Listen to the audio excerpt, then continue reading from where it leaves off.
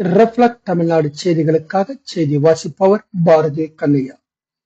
தேசிய நெடுஞ்சாலை எம்சாண்ட் எடுத்துச் செல்லும் லாரிகளுக்கு போக்குவரத்து ஆய்வாளர் பன்னீர்செல்வம் எச்சரிக்கை. காஞ்சிபுரம் மாவட்டத்திலிருந்து சென்னைக்கு கட்டுமான பணிக்காக தினந்தோறும் ஆயிரக்கணக்கான டிம்பர் லாரியில் எம்சாண்ட் ஏற்றிக்கொண்டு சென்னை பெங்களூர் தேசிய நெடுஞ்சாலை வழியாக சென்று வருகிறது.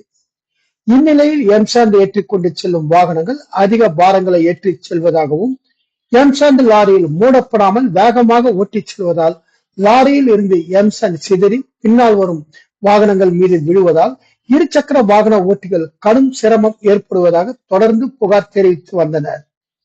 இந்நிலையில் காஞ்சிபுரம் போக்குவரத்து வாகன ஆய்வாளர் பன்னீர்செல்வம் தலைமையில் இன்று ஸ்ரீபெரும்புத்தூரில் உள்ள சுங்கச்சாவடி அருகே வாகன சோதனையில் ஈடுபட்டனர்.